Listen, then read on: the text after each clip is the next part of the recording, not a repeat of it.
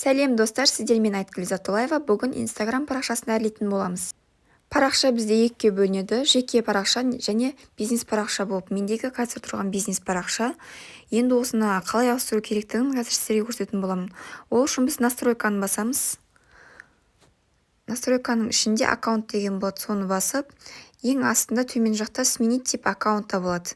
Соның ішінде переключите на личный аккаунт деп тұр. Егер сіздерде жеке парақша болатын болса, бизнес аккаунт деп тұрады. Соны басып ауыстыра алатын боласыздар. Енді биомызды қалай толтырамыз? Ол үшін біз изменить немесе редактировать батырмасын басамыз. Және мынандай нелер шығады. Ең алдына имя деген жерге, мысалы, сіздер қандай кәсіппен айналысасыздар. Сауда жаңағыдай макияж болатын болса макияж, немесе мастер-класс болса мастер-класс, или Шымкент деп жазсаңыздар, поисктан іздеген кезде ең бірінші немесе сол іздеген сөздеріңіздің арасынан сіздің аккаунтыңыз шығатын болады. Яғни мына жерде мен қазір Шымкент деп іздейін. Шымкент деп іздесем, Шымкентте мысалы чик Шымкенттің астында Шымкент одежда чик деп тұр. Сол жазу біздің жазып жатқан жазуымыз. Енді мына жерге кондитерский мастер-класс деп іздеп көрейін. Бұл жерде жалғыз бір ғана емес, бірнеше страницалар шығады. Солардың ішінен мінекей біздің аккаунтымызда тұр. Дәл осылай шығатын болады сіздерде де. Енді қайтадан изменитке кіреміз. Имядан кейін имя пользователя дейді. Енді осы жерге сіздер мысалы кәсіптеріңізге байланысты, жаңағыдай торт болса торт, заказ болса заказ, сондайлар жазуларыңызда болады. Мен бұл жерге өзімнің аты-жөнін жаздым.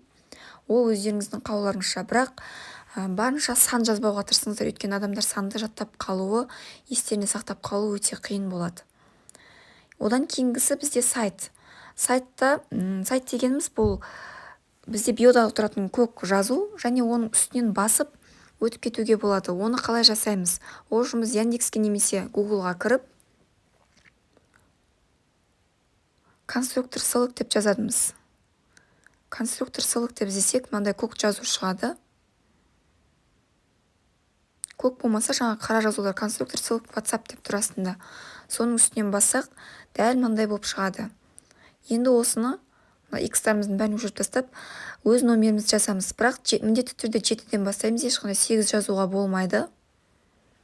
Мен бұл жерге өзімнің номерімді жазып жатырмын. Енді мына жерге текст деген жерге жазсаңыздар да болады, жазбасаңыздар да болады. Бизнес аккаунт болатын болса, міндетті жазсаңыздар болады, мысалы, сәлеметсіз бе деген сияқты. Енді мына астындағы сформироватьты басқаннан кейін дәл осындай нелер шығады, ссылка шығады. Осыны копировать етіп аламыз. Және сайттың үстінен ставить етіп қойып қоямыз. Неке біздің сайтымыз дайын. Одан кейінгісі бізде ACB деп қойған. Оған өздеріңіз қалағандарыңызша, мысалы, өздеріңізге қатысты нәрселер жазсаңыздар болады. Келесі бізде страница, ол Facebooktың страницасы. Менде уже тіркелгендіктен дәл осындай жазу сор. Егер сіз тіркемесеңіздер, прикрепить деп шығады. Соның үстінен басып, өз Facebook страницаларыңызды тірке аласыздар.